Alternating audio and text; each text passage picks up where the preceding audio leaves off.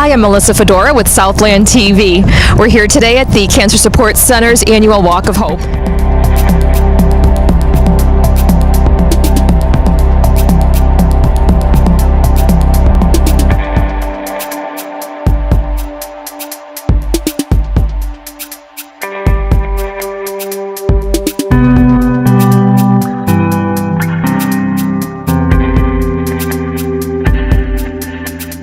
I'm joined here with one of the participants, Jean Arsbecker. Jean, I understand you've been involved with the Cancer Support Center for quite some time now. Can you tell me some of the things that you've done here at the Cancer Support Center? Yeah, I facilitate a support group for people with brain tumors, and we're one of the biggest support groups that the Cancer Center has. There's about 100 members, and we meet once a month, and the center has supported our group and allowed us a beautiful place to have our support, and a lot of our members also participate in a lot of the programs that the center has. Do you meet at both locations? There's the Mokena and the Homewood location? We started at the Mokena location, and then when they moved, we were too big for the Mokena location, so now we're in Homewood. Okay, wonderful. And now I understand you're also been very active in the annual Walk of Hope here in Frankfort at Commissioners Park. Can you tell me a little bit more about that? Yeah, our group as a group decided to support the center for the last 4 years. We've participated. Today we have 101 walkers as part of our team, and we've been the biggest group for the last 4 years, I believe. How many years have you participated in the walk? 4 years. Okay, wow, so you came out of the gate really big. Well, we wanted to give back to a center that really supports us. So. Well, thank you very much. Thank you.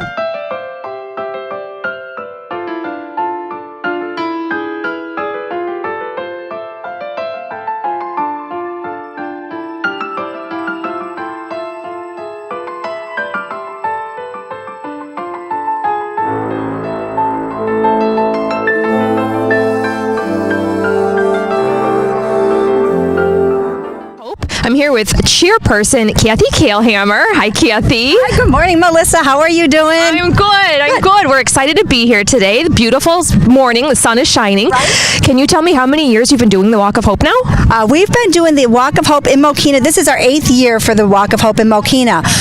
Mokena opened 8 years ago. We've been in Homewood for 22 years now. This is our second location, and it's growing. It's growing. The walk is huge. When we first started, I think we maybe had 100 people at our first walk, and today we're expecting about 650, I think. Wow, that's wonderful. What do the profits, what does this go towards? What are we raising for? Okay, today we're raising money to help the Cancer Support Center survive. We are this walk here. The money that we raise today in our community will literally stay in our community. This is helping people that we know, that you know, that I know. The money stays here in the community. The money will go towards our yoga. It will go towards our wigs. It will go towards our nutrition programs, our counseling sessions. What else? Yoga, nutrition, counseling. Oh, no. Well, you have so many programs going on. Right. We have a kids program. We've got a kids camp. I mean, it's just, there's endless possibilities at our center. And one thing about our center is everything is free. So there's never a charge to anybody. Anybody can come to use our services. Anybody that's battling cancer, loved ones of that person can use our center. A friend can bring a friend to do yoga. But all of our services are totally at no cost to the participants. So that is why it's so important for us to raise money so we could provide these great programs at no cost to the people in our communities. We do get people from about 70 Southside communities. Okay. So our numbers are up about 30% over last year. Good. So it's kind of bittersweet. It's sad that we have to be there, but we are here for anyone that needs us. Absolutely.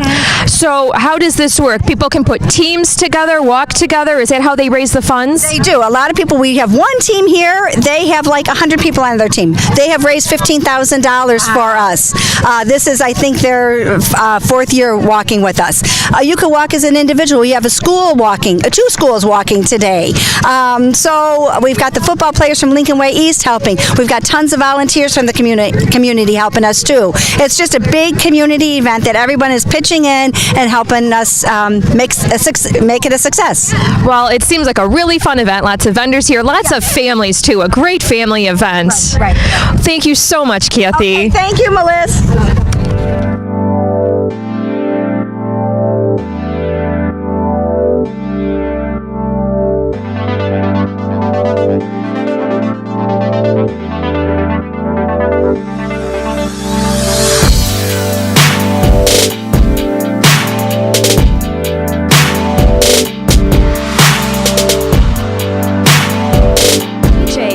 CJ, why don't you tell me a little bit about why you're here? What did you say you're the top fundraiser? Top youth fundraiser. Top youth fundraiser here today. Yeah. And also, like, if you're asking why I like to do fundraiser, it's like because it's for helping them because they help us. They're absolutely free. Yes, that's right. Absolutely free. How many years have you been walking? Is this your first year? Third. Your third year? How old were you when you started? I was like 9 years old. You were 9 years old when you started, so you must have been one of the youngest people even then, right? I don't know. I bet you were. First year, I got into second place and in visuals, and then that's how they started the top youth. Really? Oh, so because of you, they have this category. That's really neat, CJ.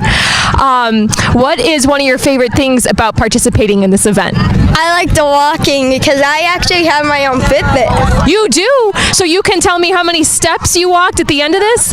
Yeah. Oh, that's great. Yeah, I walked a lot already. Have you been practicing for this? Not really. Not really? Are you sure you can walk all 5K? Yeah, because I got 40,000 steps in one day. You got 4,000 steps in one day. Well, I think you'll be just fine today then. Yeah. Thank you so much, CJ. Have fun on your walk. Okay.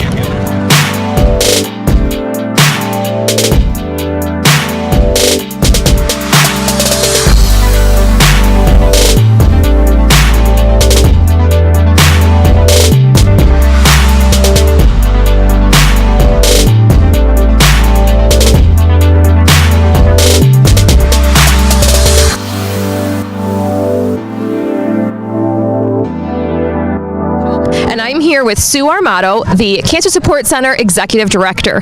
Sue is going to tell us a few things about what the Cancer Support Center does for people in the community. Sure. The Cancer Support Center, we provide comprehensive wellness programming to help people who are on the cancer journey. So doctors are great at giving you medical treatment and all of the different care that way. But what we do is we help support the emotional piece, the nutrition, the general wellness. So at the center, we have a location here in Mokina, and well, actually we're in Frankfurt, but in Mokina, and we also have one in Homewood. We provide programming, counseling, support groups, family groups, kids programming, like I said, nutrition classes. We do, you know it, we do wigs as well, and we do gentle massage and things like that. So we're all about kind of fitness, getting up and moving, keeping those cells regenerating and blood flowing very good. So we just do all that stuff, and what the great thing is because of events like the Walk of Hope, we're able to offer all of that free of charge to our participants who come. So how would someone, let's say they get the diagnosis, what is the next step? How do they get involved? How do they reach out to you? Yeah, so it's really easy. You just call us on the phone, or you walk into the center, one of the locations. Walk-ins are welcome. Walk-ins are always welcome. And a walk-in is really the best and easiest way to do it because you get to come in, you see that we're a warm, welcoming place. You get to meet someone right away one of our program navigators who will talk to the person who's just been diagnosed, or maybe you were diagnosed a year ago and did okay, but now you're kind of falling apart and you need help. Sure. Wherever you are in the journey, you can come, and then the program navigator will work with that person to figure out what is the best thing to help them navigate the stress or the anxiety or the depression that they're having right now. So this program navigator will sort of decide what programs they think they should be in and help them through it? Exactly. They won't decide because that's up to the person, of course, but they'll definitely say, what I'm hearing, I think maybe you'd want to try this, or maybe you'd like to have a nutrition class to help you be able to eat and not keep losing weight, or you have a lot of pain from your breast cancer surgery, maybe a gentle massage would help reduce some of that pain that you're having. So we kind of give a range of options and then really help people make those choices. And it seems like there's no limit on what programs people want to participate in, how much they want to do. No, we really are there to provide people, to meet their needs, whatever their needs are. And so as much as they want to take advantage of, or as little, sometimes people will come in just to get a wig, and they're happy with that and they're done. And other people will, come in for a wig and then they'll keep coming for other things. And people just need to know that we're there to help them wherever they are along the way, and we'll do whatever we can to help make it more manageable, and to have a higher quality of life, because a lot of times people who have been diagnosed with cancer, they suffer a lot. They have losses. Their bodies don't work the same way. They don't necessarily recognize themselves anymore. And so we really try to help with that piece of things. And not just the survivor, but also their loved ones. So we have a lot of programming for caregivers as well. We know that when you are diagnosed with cancer, it's a huge strain also on the people who love you and are taking care of you. So we do offer comprehensive programming for them, including children. I was just going to touch on that. I understand that you do have children's programs. So is this for both a mix of maybe children who have been diagnosed and children who are in a family of someone that's been diagnosed? Absolutely. It's for children who are directly impacted or who have loved ones. And most of our kids are kids who have loved ones who've either passed away, like a parent who's passed away, or a parent who's struggling. But we do have, of course, individual therapy or family therapy for those kids. We have a monthly family club. It's kind of like just a great time to come and have a little fun. We have quarterly family events, and so we just in the summer we have 2 weeks of kids camp, which is really great. And the thing about it is, talking about like clubs or camps and like, well, why is that important? It just kind of sounds like normal stuff. But the thing about if you're a kid who's managing and dealing with a parent who's cancer, there's nothing normal anymore. Your normalcy is gone. So to be able to have an afternoon where you're just hanging out with your parents and being a family is huge. And for those kids to meet other children who are experiencing losses and things, it normalizes the experience a little bit, so they don't feel as isolated and alone. Sure. So how can someone get in touch? Do you have a phone number, website, Facebook? Yeah, we have Facebook, so you can go and sign up on Cancer Support Center. That's our Facebook. I don't remember the phone numbers off the top of my head. I'm sorry. What's the website? The website is www.cancersupportcenter.org. And right on the homepage, there's a form that you can fill out that will send an email directly to us. So you can go, if you're up at 2 a.m, you can go and say, I'm struggling with this, and it'll get to us, and we'll call you the next day. Perfect. Yeah. Thank you so much, Sue. Thank you, Melissa.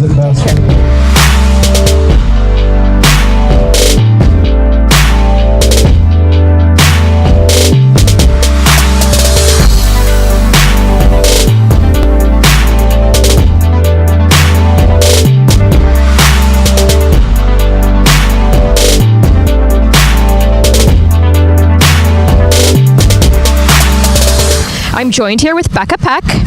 Becca has a very important title here today, something she's earned. Becca, can you tell me about that?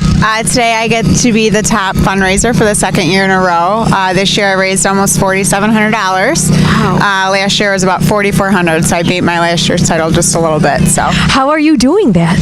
Mainly through social media, posting on Facebook probably 400 times a day. People probably want to unfriend me all the time. Using every social media outlet, blast emails, just getting the word out is all you really need to do. So this is your second year participating in this event then? Yes, it's the second. We have used the center many times before, so it's something that is very near and dear to my heart, and I'm glad to help every year. How did you get introduced to the Cancer Support Center then? In 2009, my sister passed away from a brain tumor. She was only 27 years old and had a little girl who is now 8. So, I was only 21 at the time, so my family used the center for, therapy for the rest of us. My sister used the services. Just a great place and helped so many people, so I'm glad to get back. Oh, that's wonderful. Thank you so much. You're welcome. Thank you.